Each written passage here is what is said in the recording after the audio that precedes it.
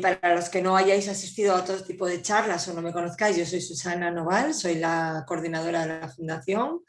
Con nosotros también nos acompaña todo el equipo de la Fundación, unos se ven, otros no se ven, porque el formato es seminario, pero con nosotros está Carmen Alonso, que es la directora de la Fundación, Estefanía González, que es la directora de proyectos, y Sonia Sestelo, que es la encargada de todo el tema de administración.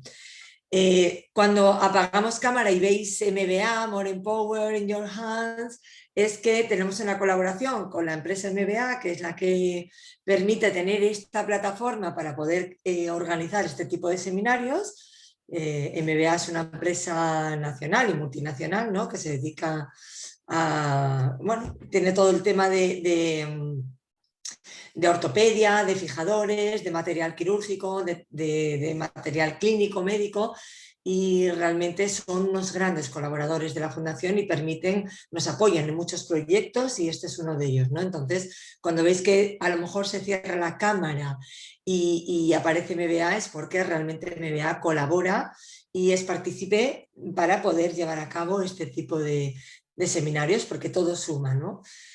Bueno, bienvenidos a una nueva charla dentro de lo que es el ciclo de expertos ADE. Para los que no estéis muy familiarizados con este término, ADE es un acrónimo que llevamos utilizando durante casi más de un año para abarcar la acondroplasia y otras displasias esqueléticas que causan enanismo. Un poco las siglas pertenecen a estos términos. Primero porque no queríamos dejarnos ninguna displasia que cause enanismo dentro de cuando hablamos de ellas o cuando nos referimos a ellas. Y segundo porque así evitamos muchas veces una connotación en estos términos a veces peyorativos con los que se utiliza la palabra enanismo, ¿no? Dependiendo de cada país, dependiendo de cada cultura, dependiendo de cada vocabulario, a veces nos encontramos con esta problemática. Entonces nosotras desde la Fundación decidimos de manera oficiosa, que no oficial, utilizar este acrónimo, las ADE, ¿no? Creemos que no nos dejamos en ninguna displasia esquelética y creemos que es una manera bueno, de utilizar este término para marcar dentro de esta palabra a todas las personas con alguna displasia esquelética que causa enanismo. Bien, pues dentro de este ciclo de expertos ADE, bueno, nos hemos propuesto organizar diferentes charlas con diferentes temas que creemos que son importantes en este objetivo principal, que es la divulgación del conocimiento, las buenas prácticas y el manejo de las displasias esqueléticas. ¿Por qué? Bueno, porque estas displasias esqueléticas están enmarcadas dentro de lo que denominamos a veces enfermedades raras, que no nos gusta mucho esta terminología, pero es verdad que se utiliza, ¿no? Siempre nos gusta hablar de condiciones poco frecuentes, pero bueno, es así. Y claro, como enfermedad rara o como condición poco frecuente, nos encontramos muchas veces que o bien hay poca información, porque se trata de una enfermedad rara, o bien la poca información que hay a veces es poco accesible por parte de los afectados y sus familias y poco accesible a veces por parte de los profesionales que trabajan con ellas. Entonces nos hemos propuesto intentar, ¿no?, bueno, divulgar ese conocimiento, el conocimiento que hay en diferentes áreas, divulgarlo, hacerlo accesible y hacerlo llegar a todas las partes interesadas. Bueno, siempre desde una perspectiva integral, que es cómo trabaja la Fundación ALPE. Integral, ¿por qué? Pues porque no nos quedamos solo dentro de un área. Es importante el área clínica, evidentemente, pero también es importante el área de investigación, que hemos tenido alguna charla referente a ello. Es importante el área educativa, es importante el área de los derechos sociales y derechos humanos. Bueno, la perspectiva integral es fundamental para el buen desarrollo de la persona y su entorno, ¿no? La persona afectada y todo su entorno, su familia, sus amigos, todo lo que conlleva la sociedad. Para hoy, ¿qué tenemos? Una nueva charla del doctor Husser. Él ya ha estado con nosotros, yo creo que ha sido de los primeros, lo cual a nosotros nos hace estar muy felices, ¿Por qué? Porque sentimos que no estamos solos, que tenemos un gran equipo que colabora con la organización y que está a disposición, ¿no?, de lo que los médicos llaman pacientes, que nosotros siempre llamamos personas o familias, pero que son accesibles a su trabajo, son accesibles a su experiencia y evidentemente no se lo quedan para ellos, sino que intentan, lo que intentamos con este ciclo, divulgar y hacer llegar su conocimiento a todas las personas interesadas, ¿no? Compañías que trabajan con las displasias, familias, personas afectadas, niños, amigos, bueno, en fin, todo lo que conlleva la sociedad en la que vivimos, al fin y al cabo, que es de lo que se trata. Primero, bueno, pues nos habló un poco de lo que era el tema de traumatología en su primera charla a nivel general, y hoy nos va a hablar más en concreto de lo que es la cirugía de elongación. Él es un cirujano ortopédico que forma parte del equipo en el Instituto Paley, del doctor Paley. Evidentemente, nada tiene que decir, ¿no? Es un referente a nivel mundial en cirugía reconstructiva y en cirugía de elongación. Y bueno, pues no encontrábamos nadie mejor para poder hablarnos y alojar un poquito de luz en estas dudas que llevan en este proceso, porque la cirugía de elongación a lo largo de la vida forma parte, ¿no?, de alguna de las fases. Es verdad que es una elección, a veces es necesaria, a veces es una elección particular, pero por una parte o por otra, lo que debemos es de estar informados, ¿no? Bien sea por necesidad, bien sea por elección personal, en España o en cualquier otro país del mundo, porque evidentemente los asistentes a estas charlas afortunadamente pertenecen a diferentes partes del mundo, pero bien parte por elección personal o bien por necesidad. Lo que es importante es tener la información, estar informados para luego poder tener una buena decisión al respecto. El doctor Husserl creo que alojará un poquito de luz, un poquito de información, ¿no?, a lo que muchas dudas de las familias se plantean cuando llega ese momento, y estamos felices, estamos encantadas de poder estar con él, y no solamente estar con él, sino ofreceros toda su experiencia, todo su conocimiento. Así que, doctor Husserl, gracias por estar otra vez con nosotros y con todas las personas que asisten a estos seminarios. Gracias infinitas, infinitas por estar ahí, por estar siempre tan cerca de las personas que le necesitan, y cuando quiera somos todo oídos, somos todo, ¿no? Estamos totalmente disponibles para todo lo que Muchísimas nos quiera gracias. contar. Sí.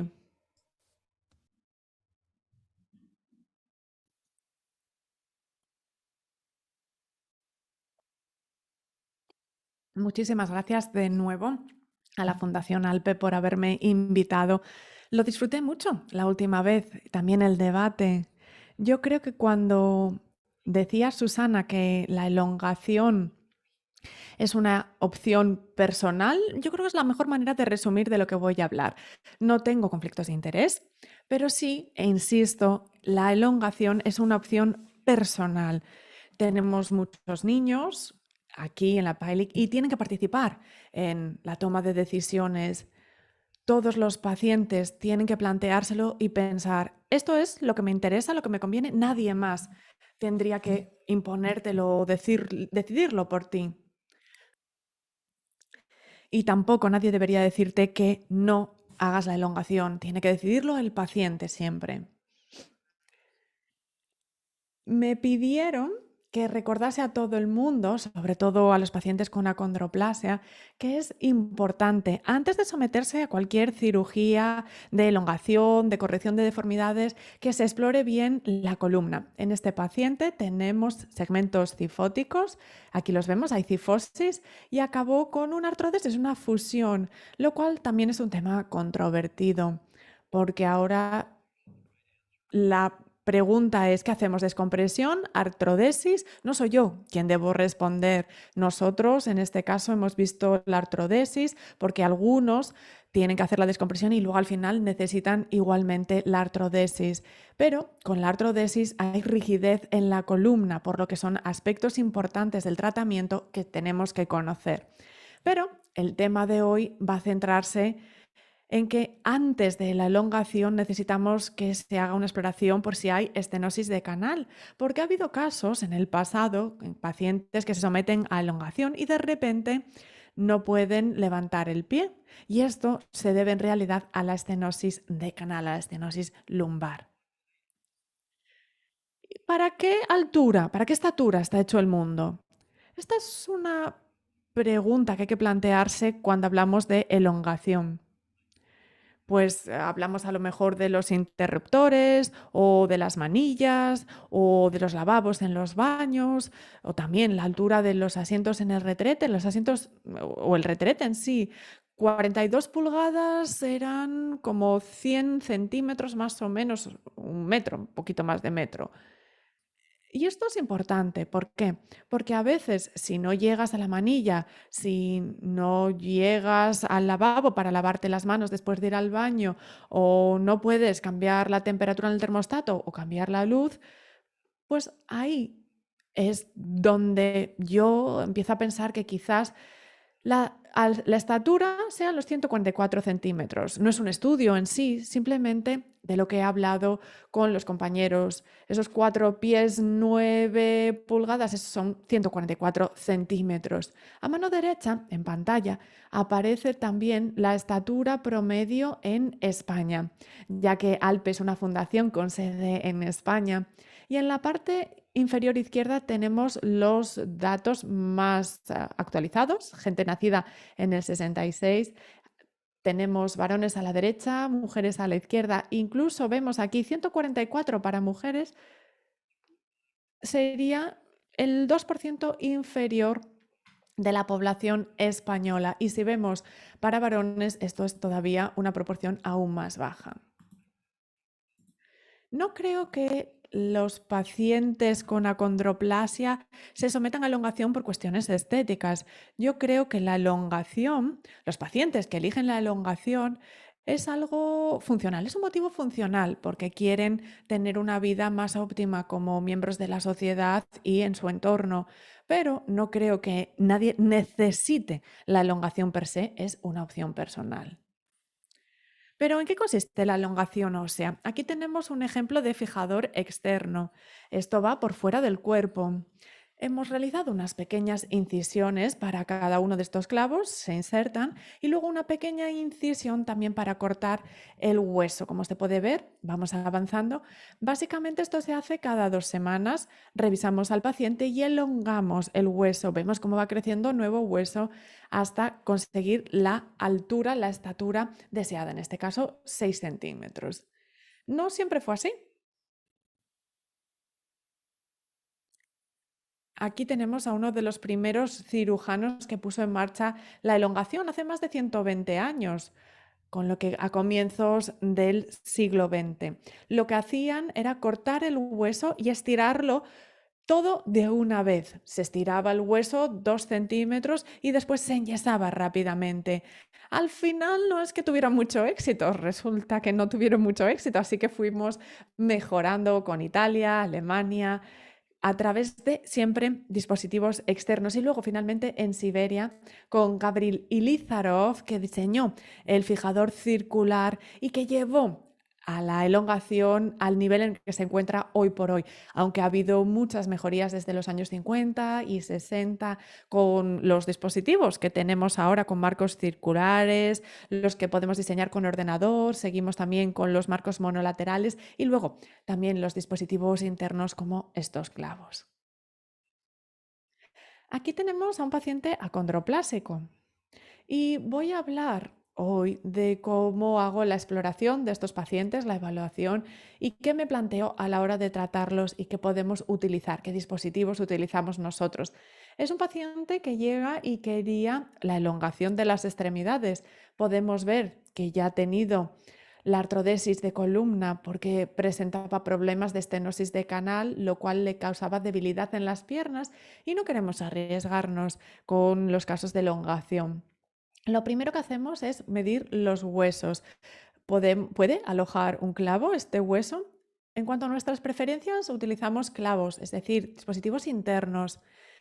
Y si no cabe el clavo, es cuando utilizamos los figadores externos o los marcos también externos. Como ya dije en el webinario anterior, si el cirujano al que recurrimos está cómodo con un marco, pues no pasa nada. Con un tutor externo no pasa nada.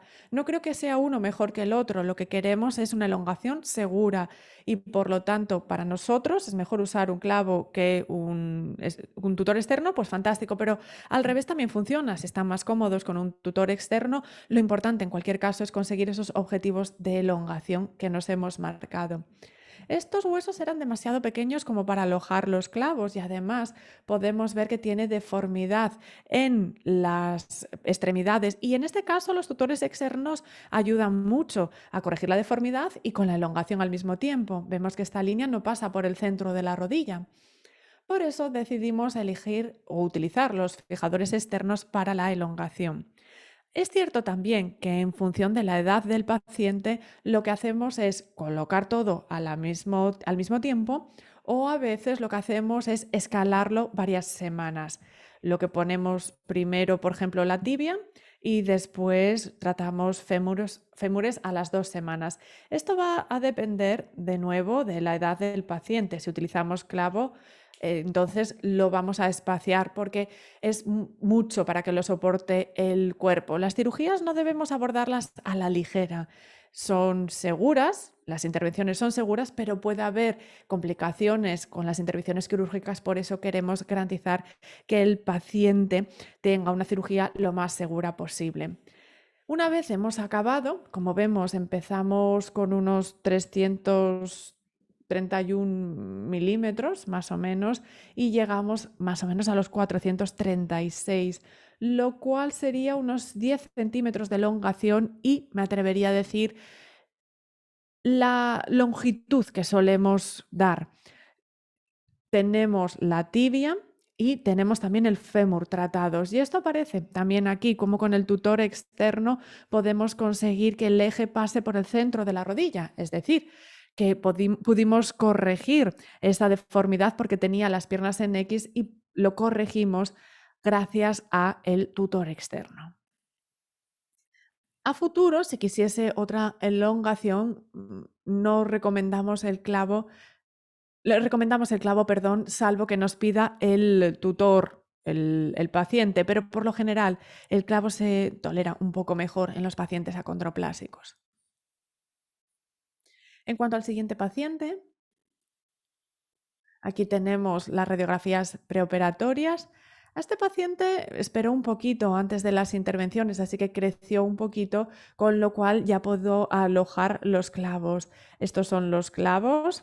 Se ponen unas decisiones un poco arriba del trasero, una, y luego otras dos para meter los tornillos, otra incisión para cortar el hueso y dos más para meter el clavo y fijar el clavo. Atraviesa el hueso, porque los huesos son huecos y los atraviesa. A veces esos huesos son demasiado pequeños, demasiado cortos y en esos casos es cuando utilizamos el tutor. También se puede corregir alguna deformidad con los clavos, pero también pueden producirse las deformaciones con la elongación. Así que si tenemos, por ejemplo, aquí las piernas en X, como lo vemos aquí, que está un poquito por fuera la línea, pues no es una deformidad que recomendásemos corregir para estos pacientes, pero si esta línea está aún más alejada, entonces hace falta una segunda intervención para corregirlo de manera que enderezamos la pierna. También ponemos tornillos adicionales en la tibia durante la intervención para que no se produzca esta deformidad. A los pacientes parece gustarles más esta opción porque no tienen nada por fuera del cuerpo, pero es cierto que también conlleva mayores conocimientos utilizar los clavos que el tutor externo. En cuanto al dolor, yo creo que los pacientes sí que tienen dolor después de una intervención, tanto si es un clavo como si es un tutor externo. Ahora, durante la fase de elongación no es que sean dolorosos, demasiado dolorosos ninguno de los dos. En ambos ejemplos tenemos a pacientes en los que se ha elongado las 4 extremidades al mismo tiempo, pero hay pacientes que quieren que se elongue solo la tibia o los fémures y, como hemos dicho antes, se trata de una opción personal. Otra diferencia entre clavos y tutores, voy a retroceder un par de diapos, y aquí tenemos un tutor, un marco. En la anterior teníamos clavos. Con los marcos se puede caminar durante la elongación. Para los clavos que están ahora certificados para elongación solo permiten como unas 50-60 libras de peso, eso es lo que pueden soportar.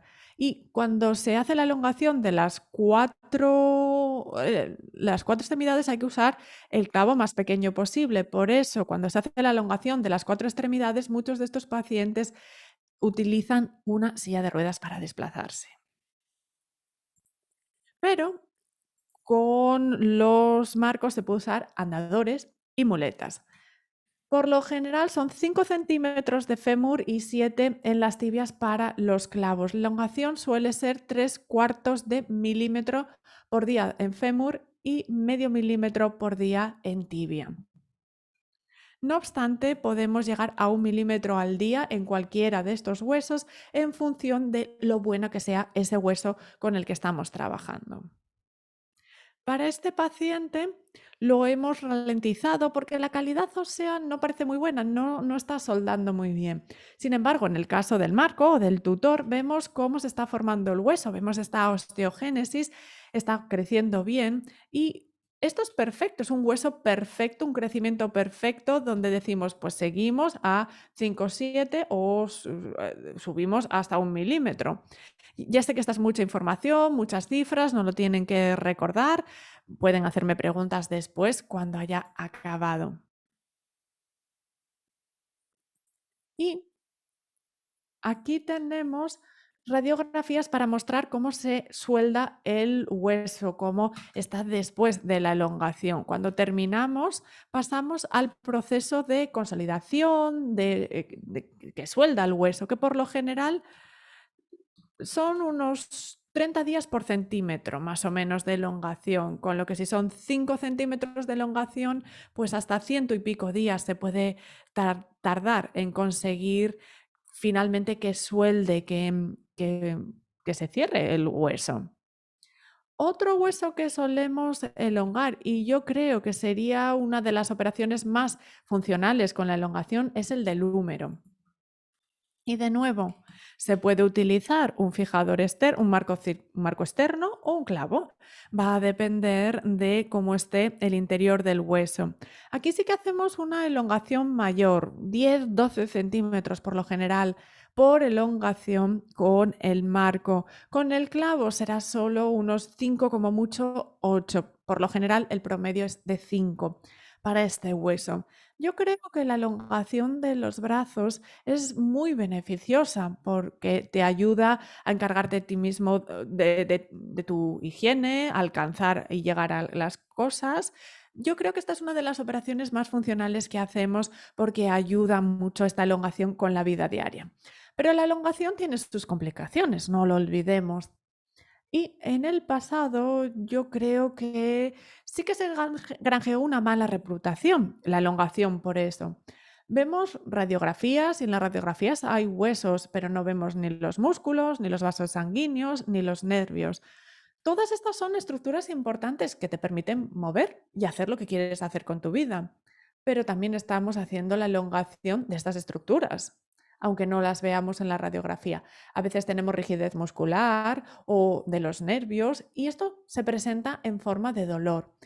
Por lo general, los pacientes vienen cada semana, 2 semanas, para garantizar la movilidad articular, para garantizar que no hemos causado ningún daño, pero si empieza a haber rigidez articular, muscular, entonces ralentizamos el proceso.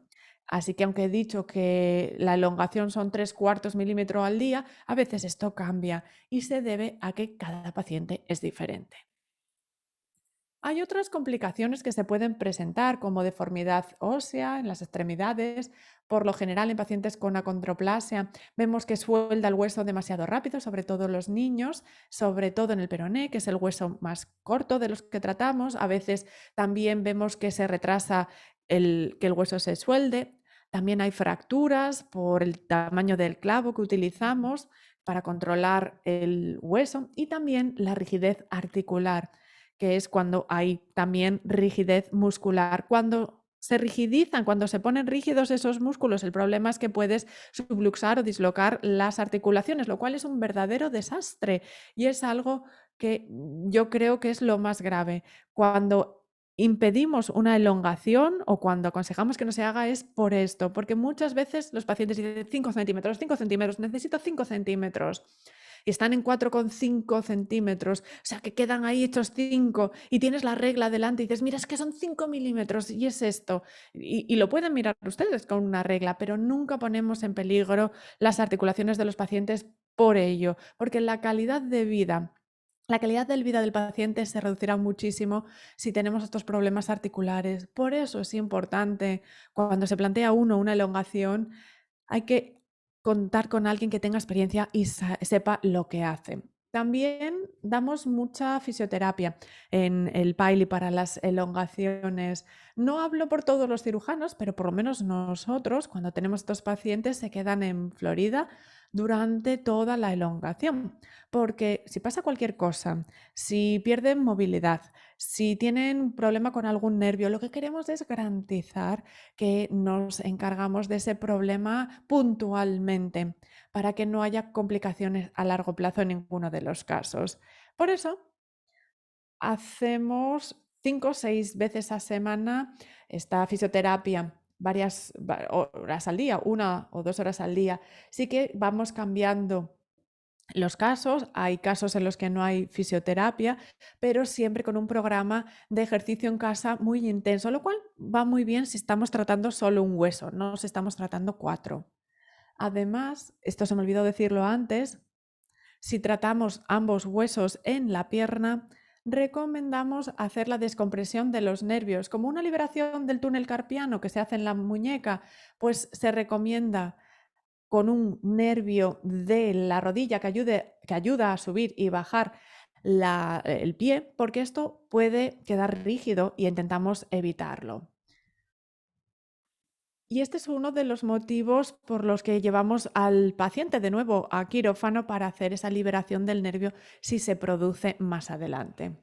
A mano izquierda vemos los objetivos con la fisioterapia, sobre todo mantener la movilidad en cadera, rodilla y tobillo. Para la elongación del húmero, entonces sería codo, hombro y muñeca, donde queremos garantizar la movilidad. ¿Cuáles son los mensajes clave? Yo creo que el principal, el más importante de todos ellos, es que es el paciente quien tiene que decidir si quiere someterse a una elongación ósea. No tiene que decidirlo ni la novia, ni el novio, no tiene que decidirlo ni el esposo ni la esposa, es el cuerpo del paciente y es el paciente el que elige. Creo que la elongación puede dar resultados funcionales y para ello debe hacerse, pero no creo que sea una intervención estética para un paciente acondroplásico. Es la intervención que les ayuda a llevar una vida diaria, pero tiene sus complicaciones. Los cirujanos tienen que conocerlas, los pacientes tienen que conocerlas, pero se puede hacer de manera segura si hay una observación adecuada. Y como paciente, si tienes cualquier duda, lo mismo. Y hay que decirle y dejar que decida el paciente, pero que el médico también pueda decir, mira, me preocupa esto, hay que ir más despacio, hay que ir más deprisa, para garantizar que vaya todo perfecto. Y esto ha sido todo. Si hay preguntas, encantado.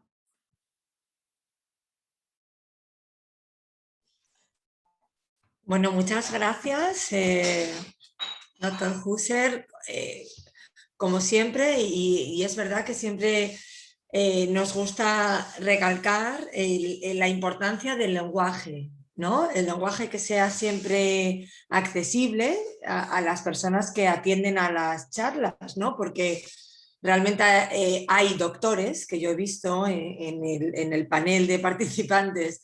Es verdad que hay doctores que hacen y que trabajan habitualmente con displasias esqueléticas, pero sí que es verdad que hay un número importante de familias y de afectados, ¿no?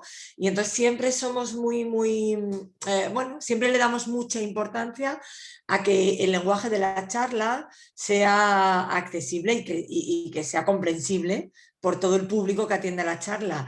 Yo creo que lo ha cumplido perfectamente, creo que ha sido una charla en la que ha hablado de los puntos más importantes que preocupan a las familias y con una terminología que realmente ha sido comprensible para todo el mundo, ¿no?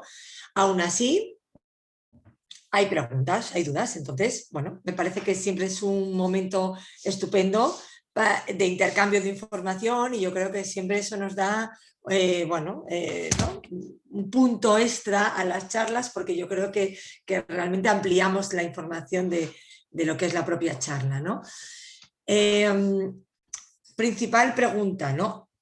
Partimos de la base que tiene que ser una decisión personal por parte del niño, porque siempre se suele elongar en una edad en la que son niños más que adultos, y en el que sea también interactuada con la familia. Entiendo. Creemos que, o cree que es importante una preparación previa a la elongación, no solo física, sino psicológica, ¿no? Cree que tiene que haber una preparación psicológica por parte de la familia en el sentido de saber a qué nos vamos a enfrentar en un proceso de elongación y en el que el médico, como usted, debe formar parte de esa información, de explicar realmente a qué se va a enfrentar ese niño y esa familia. Sí, vale. En realidad esto lo dividiría yo en dos cuestiones. En la parte psicológica, sí, hay que planteárselo sin lugar a dudas.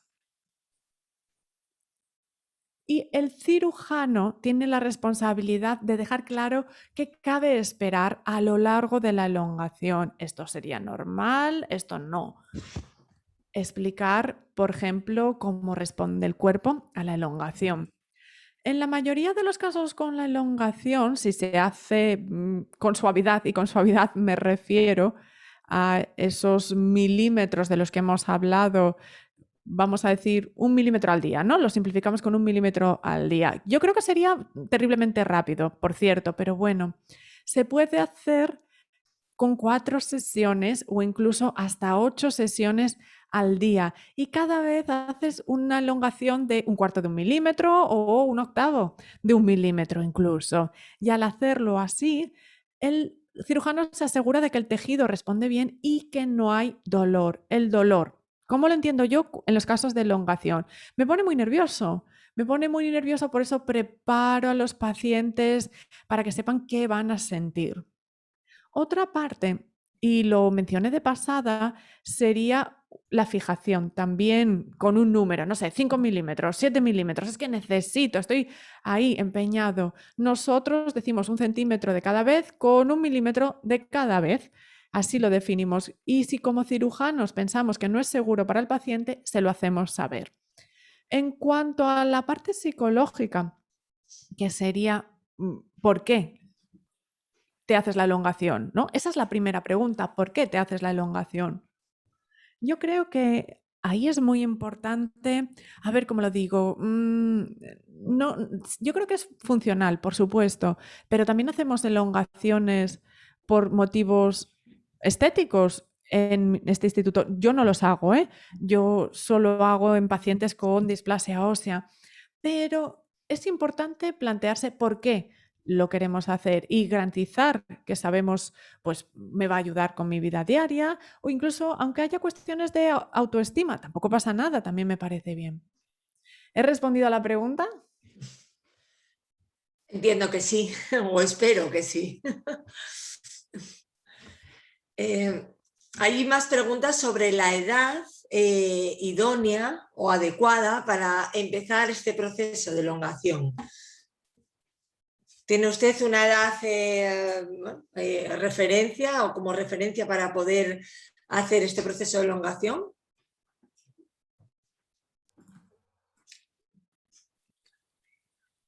Yo diría que entre 10 y 14 una intervención.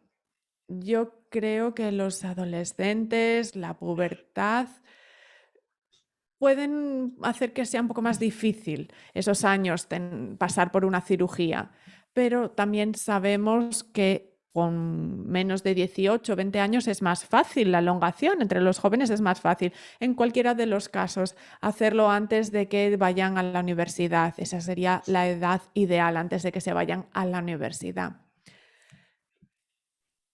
Hay que pensar, pues tenemos 10 años, el paciente tiene 10 años, esta es la altura, la estatura ideal y ahí vamos a llegar. Y lo que hay que hacer es desglosarlo para que tengan bastante tiempo entre intervenciones. 10 sería el límite inferior para mí. Ahora también depende del tamaño de los huesos, si el niño ya ha madurado o no, y el periodo también de dar consentimiento, ¿no? Es la edad en la que se puede dar consentimiento legalmente. Esto también es importante y hay que plantearlo, que el niño sea consciente de lo que a lo que se expone. Yo, a un niño que tiene displasia ósea, que tenga 6 años, no lo presionaría, porque es que no creo que entiendan que están tomando una opción. Ahí serían los padres los que deciden. Si tenemos a un paciente, sin embargo, con una pierna más larga que la otra, es una cuestión ya distinta. Ahí no pasa a hacer la elongación a esa edad, porque ahí lo que quieres es que midan lo mismo las dos piernas. Pero si los pacientes no tienen disimetría, entonces sí que quiero que sean más mayores, no sé, 10, 11 añitos.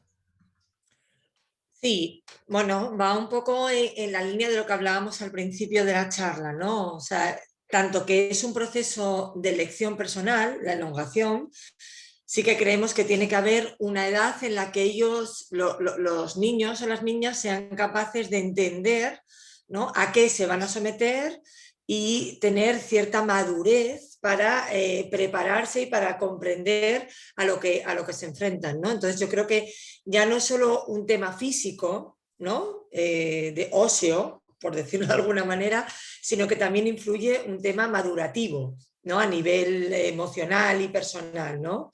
Yo creo que va un poco en esa línea por responder contigo la pregunta, ¿no? Hay que estar preparado, evidentemente físicamente, pero también mental y emocionalmente para este proceso. Entiendo que debe ser un poco así, ¿no? El dolor, preguntan también muchas familias en cuanto al dolor a la hora de elongar. ¿Es necesario en este proceso? ¿Se toman muchos analgésicos? ¿Es bueno? ¿Es malo? ¿Cómo atajar este problema del dolor durante la elongación?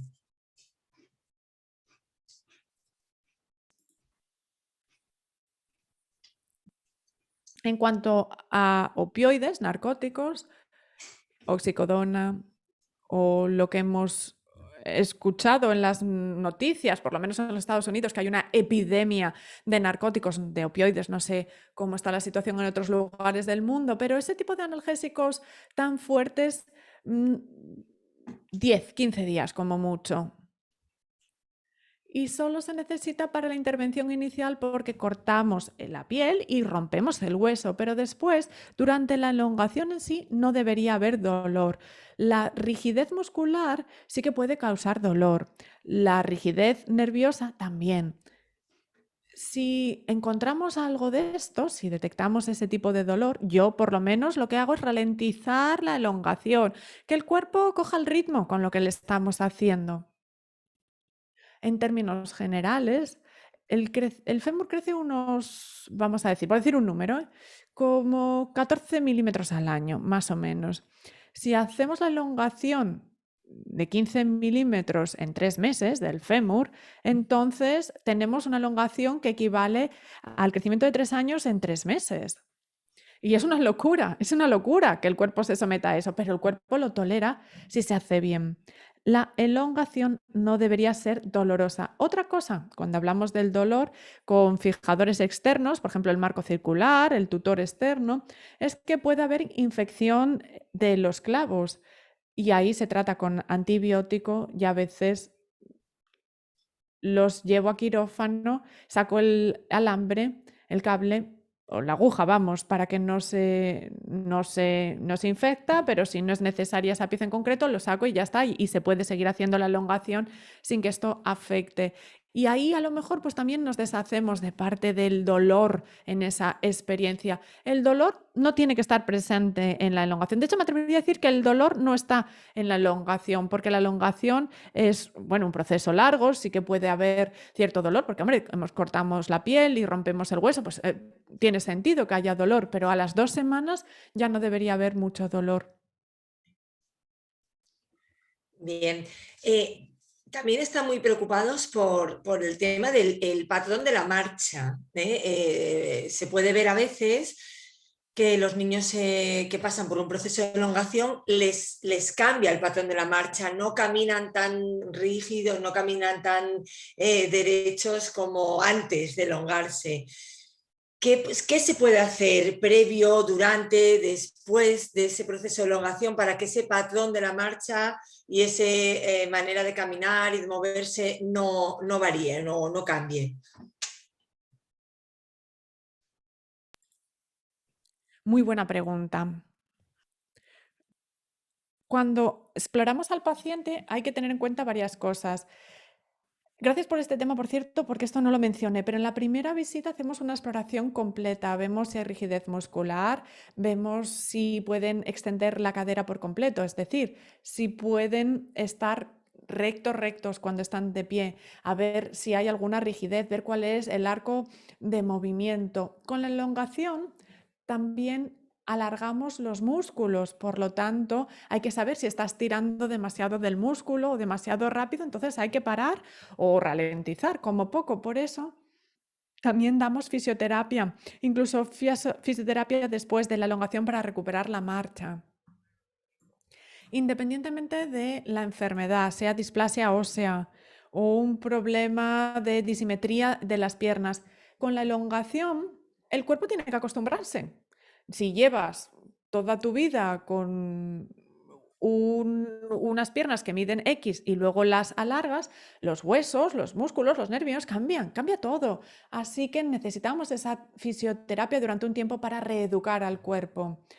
Hasta 6 y 12 meses se puede tardar en esa reeducación. En cuanto a esta pregunta, pues habría que evaluarles y seguramente necesitarían fisioterapia. Y después, en función de la exploración, también pediría radiografías por si hay alguna deformación ósea durante el proceso de elongación o simplemente si hay rigidez en la cadera por la elongación.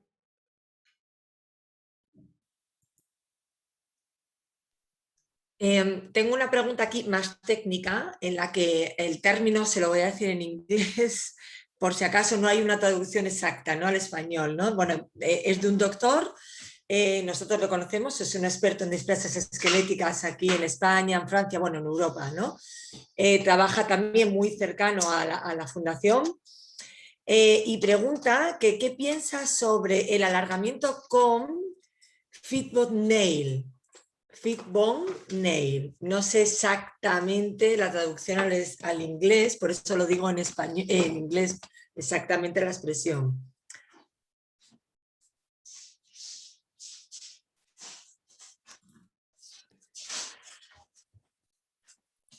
De los dispositivos que enseñé no incluía un Fitbone. Sí que se puede hacer la elongación, pero va a depender de la talla del paciente. Yo creo que el Fitbone sí, es un clavo que se puede utilizar para la elongación. Sí que es verdad que hay uno de los clavos que estábamos utilizando antes que permiten a los pacientes caminar y que sin embargo se ha retirado del mercado y ahora apostamos por un Fitbone. Antes solo autorizaban a 2 expertos por país. Cuando eran propiedad de la empresa alemana, solo había 2 médicos autorizados por país. Pero aunque yo no tengo experiencia, uno de mis socios anteriores era uno de los autorizados para Fitbone y lo utilizaba con frecuencia. Así que yo creo que el Fitbone está bien, un poquito distinto, sí, y hay que tener un poco cuidado con la inserción porque tenemos un dispositivo remoto que se mete debajo de la piel, pero por lo demás, para la elongación está tan bien como cualquier otro. Espero haber respondido a la pregunta.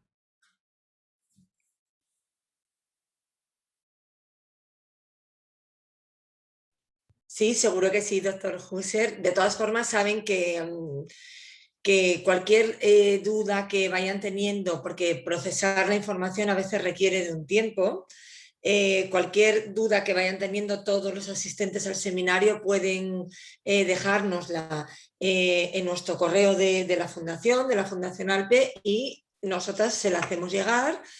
Como lo hemos hecho en la anterior charla, sin ningún tipo de problema, porque sabemos que usted está igual de disponible para dar la charla como para estar en contacto con nosotros para cualquier cuestión. Así que también entendemos que procesar información requiere también a veces de un tiempo, y puede ser que nos surjan dudas ahora, pero surjan dudas a lo largo de estos días y también se las haremos llegar, tanto por parte de las familias como de los profesionales, como ha sido esta pregunta.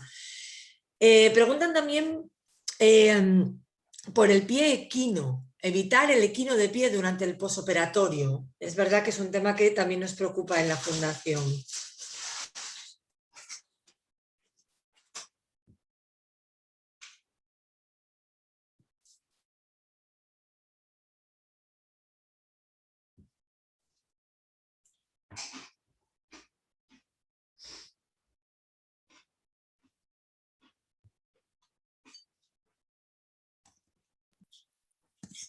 A ver, en la diapo tenía férulas que nosotros utilizamos con los marcos y lo que hace es mantener en dorsiflexión el pie porque se fija también al fijador externo y estira también la pantorrilla. El pie pasa equino porque el músculo se está elongando.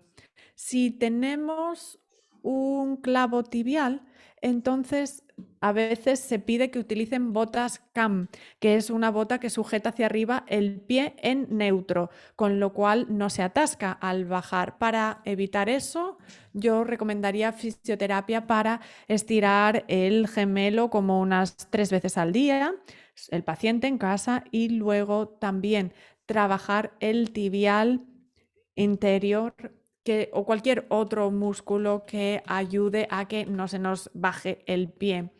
Otra cosa que puede pasar es estirar el nervio porque afecta al músculo que sujeta el pie y esto se conoce como caída del pie. Es algo que puede pasar cuando no lo puedes controlar. Cuando se trabajan todos los huesos al mismo tiempo, cuando se operan al mismo tiempo, lo que hacemos es descomprimir. Lo que hacemos, como digo, es quitar la estrangulación del nervio. Lo liberamos para que no se quede rígido, porque si hay rigidez, los músculos ya no funcionan y ahí es cuando se desarrolla este pie caído, caída del pie o contractura también del pie, es decir, que el pie apunta hacia abajo, esa es la idea. Y esto no va, esto no es permisible, no podemos dejar que esto pase y por eso yo diría que uno de los mensajes clave de hoy es precisamente que nosotros, a los cirujanos, lo que nos importa es que los pacientes alcancen sus objetivos, su talla, la que buscan, pero también hay que controlar otras partes del cuerpo, las articulaciones, por ejemplo, y no vamos a sacrificar las articulaciones por unos centímetros. Y esto puede ser difícil para los pacientes que te dicen quiero esta elongación. Nosotros siempre vamos a ayudar con la elongación, pero no vamos a sacrificar otras partes del cuerpo, repito, como pudieran ser las articulaciones. Y si llegas y tienes ya un pie que está caído, hay investigación ya en este sentido para pacientes acondroplásicos donde se hace la elongación del tendón también por detrás del pie, el de Aquiles, y se puede alargar el de Aquiles también para evitar o mejorar esta afección del pie caído. A mí lo que me gusta es primero estirar el pie primero, antes de operar, a ver cómo va. Otros, cuando utilizan el tutor externo o el marco, también lo ponen por el pie, lo cual puede resultar incómodo, para el paciente, pero sí que permite sujetar el pie hacia arriba si esto les preocupa. Hay distintas opciones para explorar. Yo quiero que el paciente tenga una buena movilidad ya de antemano, porque ya sé que la elongación afecta a la movilidad. Si partimos de un mal punto, pues entonces va a ser peor todavía. Necesito que tenga una buena movilidad para empezar y a veces por eso también hacemos fisioterapia incluso antes de la operación. Bien. Hablan también de las secuelas, no a corto plazo, sino un poco a medio largo plazo de la elongación. ¿Están estudiadas o ustedes han valorado dentro de su equipo estas secuelas o estas repercusiones de lo que es una elongación?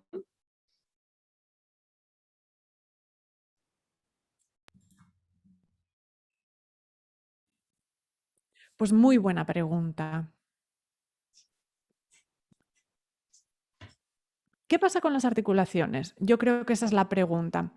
Con acondroplasia y con otras displasias como la pseudoacondroplasia o la distrófica. En estos casos el cartílago no es tan bueno, quizás como en la displasia. Y lo que hacemos es presionar a las articulaciones, tobillo, rodilla, cadera, y son cadera y rodilla quizás las que más nos preocupan.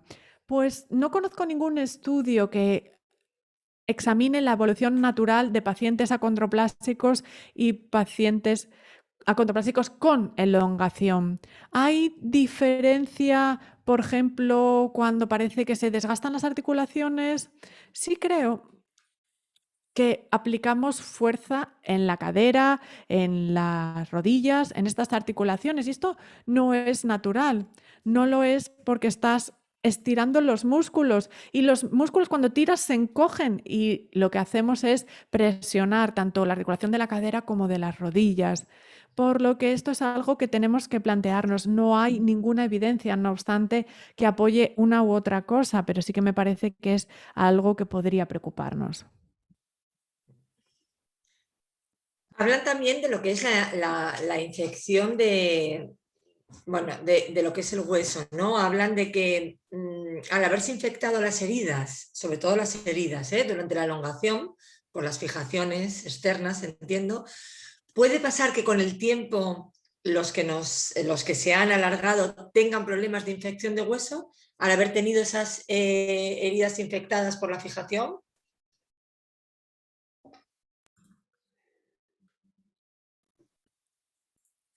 Con el fijador externo, las probabilidades de infección durante la elongación van entre un 20 y un 100%, entre eso oscilan, 20 y 100% de probabilidades de infección, lo cual asusta. Muchas veces es algo superficial, quitas el clavo y desaparece, o incluso antibiótico oral y ya está, no hay que hacer más. Pocas veces hay que ir a quirófano. Yo, por ejemplo, en el ejemplo que mencionaba, fui a quirófano porque intenté sacarlo en la clínica y no lo toleró. Y dije, no pasa nada, pues un poco de sedación, no hay que intubar, simplemente un poco de sedación y lo saco, pero sin que sientas nada. Algunas pocas veces puede haber infección profunda, osteomielitis se llama en el hueso. El tratamiento en estos casos, de nuevo, antibiótico y a veces quitar el clavo. Esto se hace en quirófano, se rasca, se quita o lo quitamos todo y ponemos pues un hueso cementado, un clavo cementado o con antibióticos que se van a ir liberando lentamente. Los clavos tienen menos tasa de infección que los externos porque están por dentro de la piel, mientras que los fijadores están fuera y por lo tanto por ahí pueden entrar las bacterias. Hay tecnología que permite mejorar o por lo menos reducir la tasa de infección de los clavos con codeína, metiendo medicamentos en los alambres, en los clavos, pero bueno, no es lo que más se utiliza. Si hubiera infección profunda en el hueso se puede tratar. Ahora, intentamos evitarla buscando esas infecciones superficiales. Es muy raro que haya infección profunda en el hueso sin que esté antes en la piel y que no se pueda tratar con antibióticos, así que lo cortamos ya desde ahí. Pero si llega al hueso, entonces, de nuevo, me preocupa más tu pierna que la elongación, con lo cual la detendría. No me preocupa tanto la talla es secundaria frente a la movilidad articular, que eso es lo que creemos, con una buena movilidad, entonces las fuerzas no van a desgastar tanto los cartílagos, pero es imprescindible que sí, la talla, la longitud es el objetivo principal, cierto, pero no vamos a sacrificar nada más por el camino.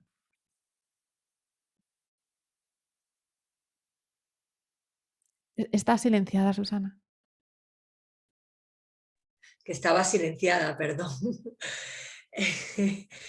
Una infección de un fijador externo es mejor o peor que una infección de un clavo intramedular, porque esa es otra de las preguntas. Dicen, bueno, es mejor un clavo, por dentro no se ven los fijadores externos, no evitamos verlo, evitamos, bueno, pues no tener complicaciones, pero en caso de infección, una infección dentro de lo que es un clavo sería peor que la de un fijador externo, hablando de infecciones.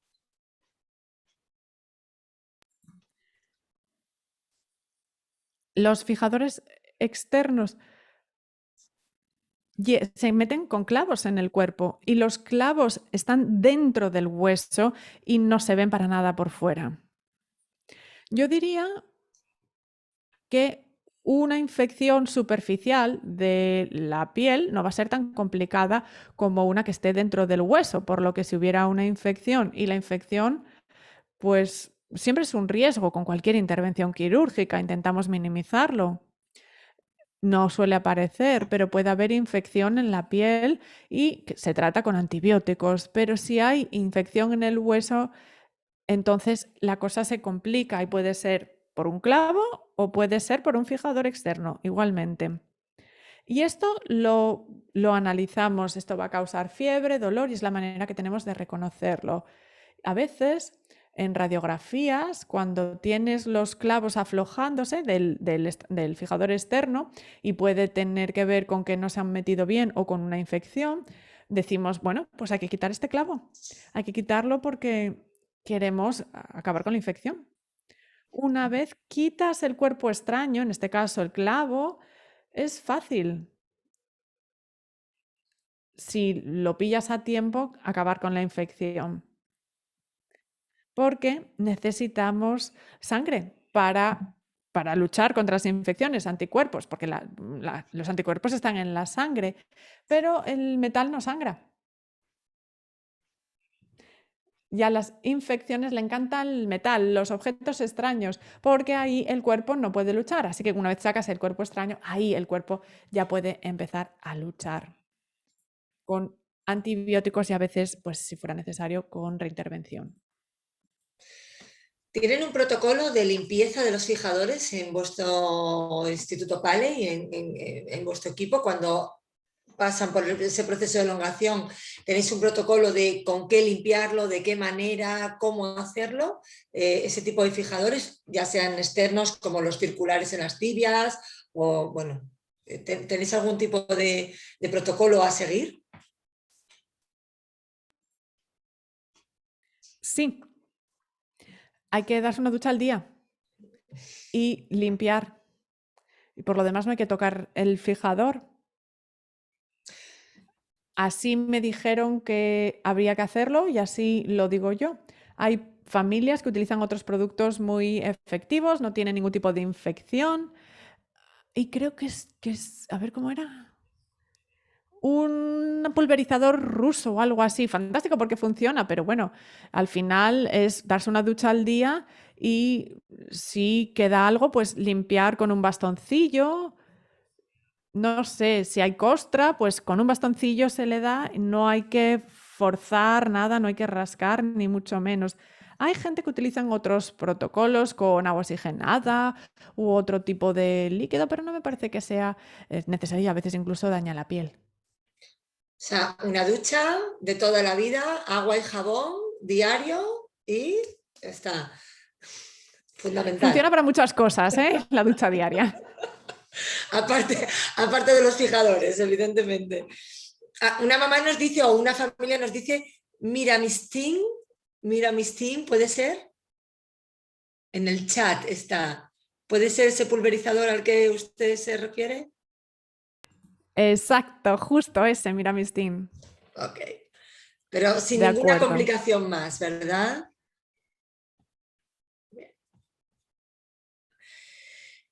Eh, piensa, Justo, ¿Piensas que, con bastoncillo, lo que sea.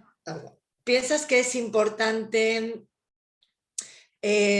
una preparación a nivel físico previa a la elongación? En cuestión de fisioterapia, estiramiento del músculo, ejercicios concretos, específicos, antes de someterse a la elongación, preparar la musculatura y el cuerpo, aparte de la mente. ¿Crees que es importante hacerlo?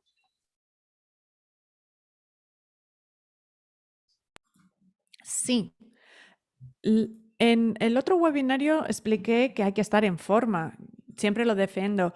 Estirar, hacer estiramientos y cuidar el cuerpo. Si estamos en forma, mejor. Si estamos muy rígidos, hay que estirar. Y esto es importante también antes de la elongación, porque no es algo que mejore por sí mismo. Posiblemente la rigidez cause mayores problemas después. Y, por ejemplo, lo que hace es detenernos, no llegamos al punto al que queremos por esa rigidez o falta de actitud física. La mayoría de los pacientes acondroplásicos que llegan a mí suelen conseguir, bueno, pues tienen esa libertad de movimiento, no tienen mucho problema de rigidez, pero si hay ese problema, primero hay que hablarlo con el médico, lo primero, y también hay que ver si es un problema o no. Así que sí. La elongación, no solo para condroplasia, preguntan, para todo tipo de displasias, por ejemplo el SEC. SEC es una displasia espondilometafisaria congénita, es una colagenopatía. Está, han realizado elongaciones en este tipo de displasias esqueléticas, aparte de lo que es la condroplasia. ¿Es recomendable, no recomendable? ¿Tiene mucho riesgo, poco riesgo? ¿Sabes algo o tienes experiencia sobre ello? Pues no tengo experiencia. En SECT. SECT es lo que es el acrónimo de la displasia. No tiene experiencia sobre ella, ¿verdad? Sí, sí, sé lo que significa. He visto a estos pacientes, los he tenido y sí que hubo una elongación, pero lo mismo, lo que me preocupa es el cartílago. Se puede hacer la elongación, pero sobre todo me preocupan las articulaciones, porque puede haber mayor inestabilidad que no veamos, porque las articulaciones son totalmente distintas de lo que estamos acostumbrados. Si tenemos inestabilidad articular que se debe a cómo están formados sus huesos, hacemos otras cosas como intervenciones preparatorias para garantizar que tienen unas articulaciones estables. Pero de nuevo, con SDC, con displasia diestrófica, SDC, que sería DEC en español, displasia espondiloepifisaria congénita. Lo que nos preocupa es el cartílago, que eso es lo que va a ser. Es lo que más me preocupa en todo momento. Garantizar que dejamos intactas las articulaciones. Ahora, sí que no he hecho ninguna elongación de este tipo de pacientes con SEDC y siglas en inglés. Y en vuestro instituto, en el Instituto Paley, lo que sí que vemos es que cuando hay una intervención de elongación, enseguida los pacientes cargan, quiero decir, se ponen de pie y empiezan a intentar, ¿no?, cargar su peso, porque muchas veces en otros procesos de elongación hay un periodo importante en el que están en silla de ruedas. ¿Es debido a que utilizan clavo? ¿Es debido a que hay un clavo específico que sí que permite esa carga en el paciente desde el primer momento? ¿Es debido a la rehabilitación que va acompañada a la elongación? ¿Nos puede aclarar un poco el proceso en concreto de vuestro instituto o de vuestra metodología?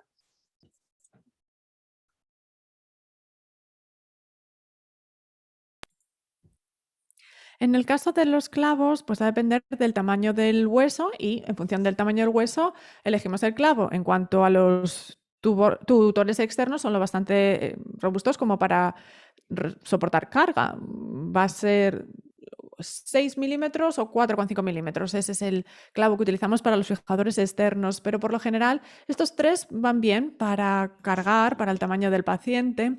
En cuanto a los clavos endomedulares es distinto porque solo son de 50 a 70 libras de peso y por lo tanto solo podemos utilizar por lo general de 8,5, que es el más pequeño, y ahí solo estamos hablando de 50 libras con carga y es un 20% lo que recomienda el fabricante. Nosotros lo dejamos en 50, por lo que a veces sí que tenemos pacientes a los que tratamos en ambas piernas y no les puedes meter 50 libras en una única pierna, lo que significa que tienen que utilizar la silla de ruedas. Pero con la mayoría de fijadores externos, ya sea monolateral o no, utilizamos el Drive Rail, que es un dispositivo que utilizamos, Drive Rail, y también tenemos el marco circular de Smith y Nephew o Orthopediatrics, y estos dos marcos también permiten cargar, también permiten peso.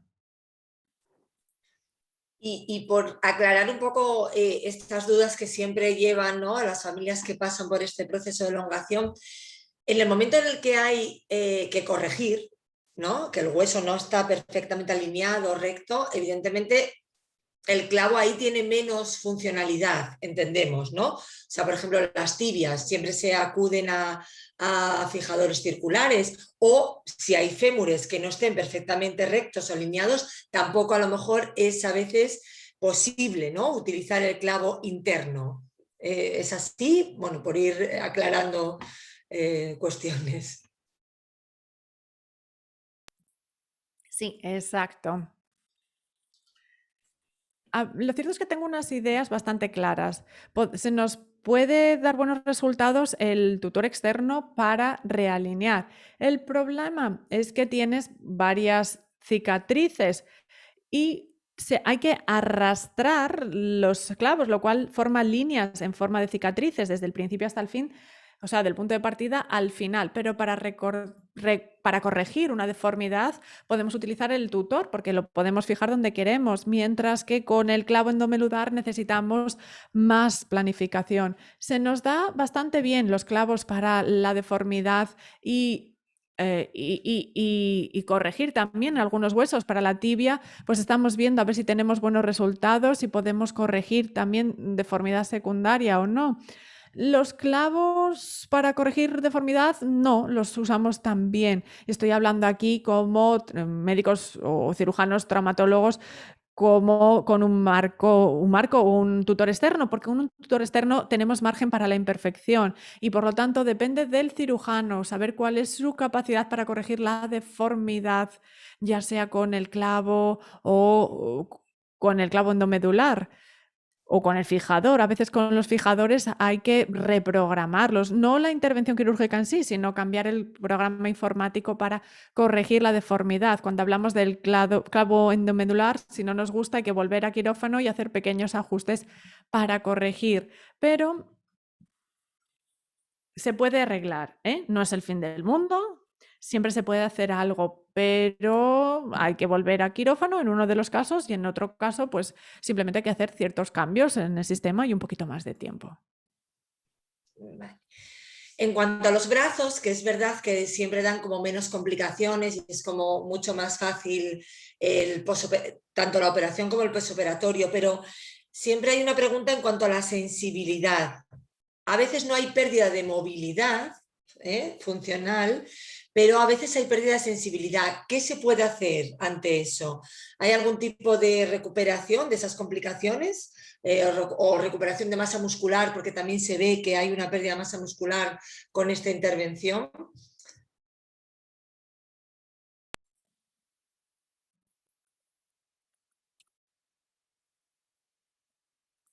Lo que más me preocupa, por ejemplo, en el húmero, que es el brazo, sería el nervio radial, que va de atrás a adelante en el brazo. Y es cerca de donde metemos los clavos. Tenemos técnicas en las que intentamos alejarnos para que esto no suceda. Si vemos que se ve afectado el nervio, el radial, lo aflojamos, igual que hacíamos en la rodilla, pero en este caso a la altura del codo. A veces ese nervio puede estar tensado por el clavo, precisamente a veces incluso se enreda en el clavo y lo que hay que hacer es soltarlo. En cuanto a falta de masa muscular o pérdida de masa muscular, cuando se alarga, se elonga la pierna o el brazo, queda más delgado porque lo estás estirando. Pero los músculos del brazo y del antebrazo no son tan fuertes como en la pierna, por eso da menos problemas. La atrofia muscular, ese desgaste muscular, no lo solemos encontrar. El nervio radial controla la capacidad para mover hacia atrás la muñeca o para subir el pulgar. Por eso es algo que siempre revisamos en todas las visitas de seguimiento, para garantizar que esto no se ha perdido, porque no queremos estirar el nervio. Si lo estamos estirando, paramos o ralentizamos. Muy bien, yo creo que, bueno, tampoco quedan muchas más y tampoco queremos robarle mucho más tiempo, ¿no?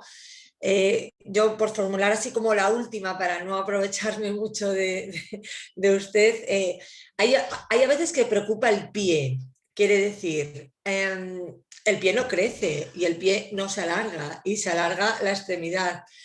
Esa descompensación, ¿cree que puede tener alguna complicación a la hora de ese posoperatorio, a la hora de ese patrón de la marcha, a la hora del futuro?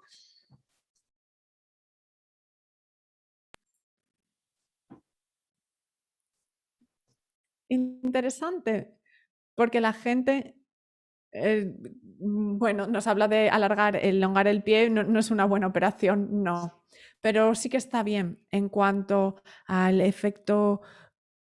En cuanto a la marcha, porque sí que se hace la elongación, pero la proporción cambia. Pues no sé, es que no me lo he planteado para nada en realidad, pero me parece que es una pregunta brillante.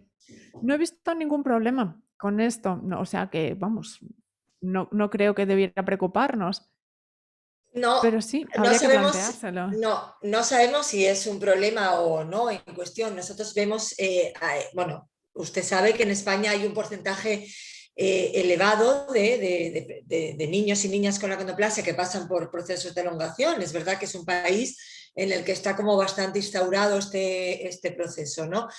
Y por nuestra organización pasan pues casi el 90% de los niños y de las familias que pasan por este proceso.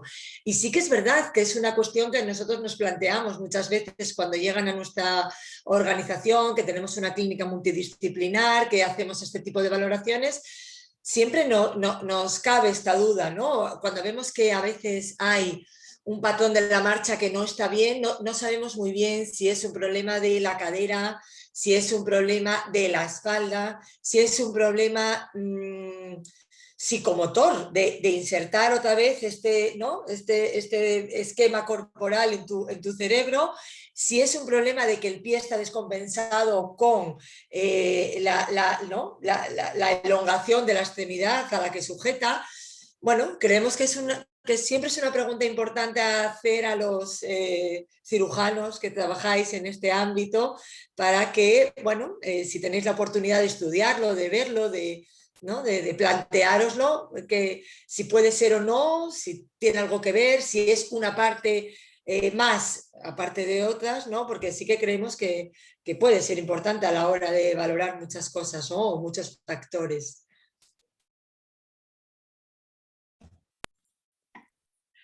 Sí, sí, sí.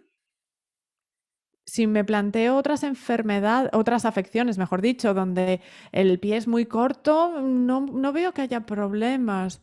Si hay anomalías de la marcha, probablemente va a tener que ver con rigidez en la cadera, a lo mejor en la rodilla. Y esto me retoma a la charla de hace 1 o 2 meses. ¿Hay inestabilidad en las rodillas? ¿Hay algún tipo de deformidad ósea que no hayamos visto? Si le pasa algo a un nervio, porque el nervio lo hemos tocado y por lo tanto no pueden subir el pie, pues también podría ser.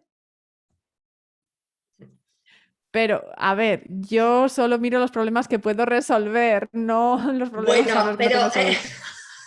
bueno, pero ya sabes que nosotros siempre que tenemos la oportunidad de tener enfrente a un médico que trabaja y que tiene, ¿no?, en sus manos los niños y las niñas con acondroplasia tardías esqueléticas, aprovechamos la oportunidad para, bueno, ahí lo dejamos.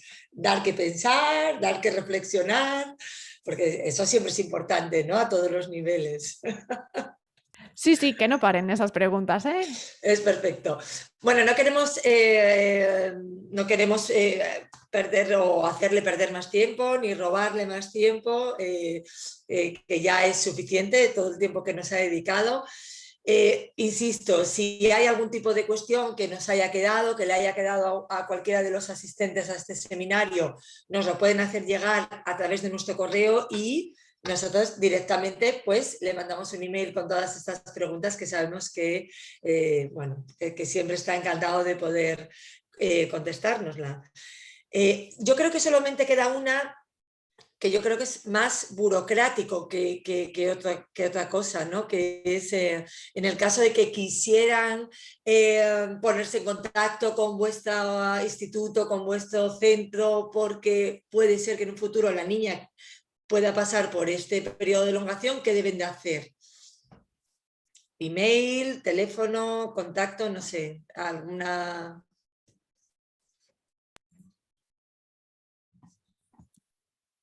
Primero, bienvenidos siempre los correos electrónicos a mí, ¿eh?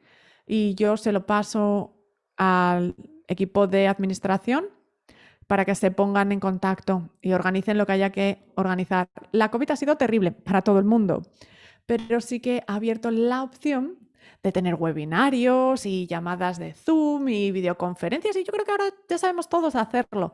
Así que para esos pacientes que estén al otro lado del charco, siempre estamos abiertos a tener una primera reunión, visita, pues a través de Zoom, como un webinario como este, para hablar de qué se plantean, qué buscan y hacer pues las exploraciones básicas para ver si va todo bien y después revisar las radiografías que nos las mandan y las revisamos nosotros y ya de ahí lo tomamos, lo retomamos. A ver el número, a ver nuestro número de teléfono.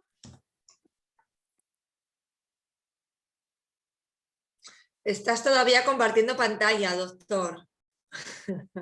Sin nada, pero compartiendo pantalla. Ay, pues paro. Ahora.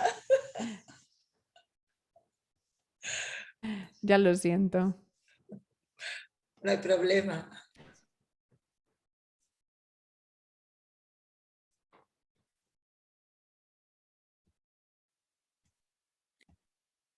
A ver el número.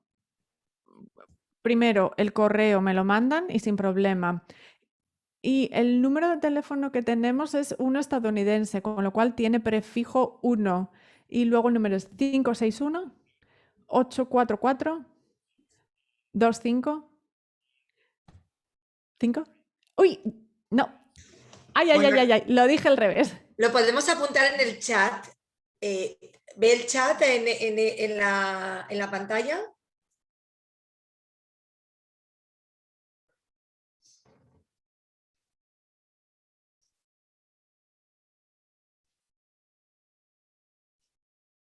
Perfecto. Ese sí que es el número correcto. Ese es el correcto. Genial. Bueno, pues muchísimas gracias de nuevo. Reiterar todo el agradecimiento, todo el cariño del mundo desde España, desde nuestra organización. Es un verdadero placer tener a profesionales como usted tan cercanos y tan disponibles, no solo para nuestra organización, sino para todos los asistentes a este seminario, que, bueno, pues que vienen de todas las partes del mundo. Y bueno, confiamos en volver a tenerlo, seguro, ya bueno, pues que lo tenemos tan cerca y tan disponible, seguro que volvemos a solicitar de su ayuda. Le invitamos a participar en nuestro próximo Congreso Internacional el próximo año, en el 2022, confiando en que todo esto vuelva a la normalidad. y que pueda venir a España a nuestro Congreso Internacional para, bueno, pues para seguir divulgando todo ese conocimiento y toda esa experiencia que tiene. Y le deseamos un feliz fin de semana, una feliz primavera y confiamos en tenerlo muy cerca muy pronto. ¿De acuerdo? Muchísimas Muchísimas gracias. gracias. Un beso muy grande desde España.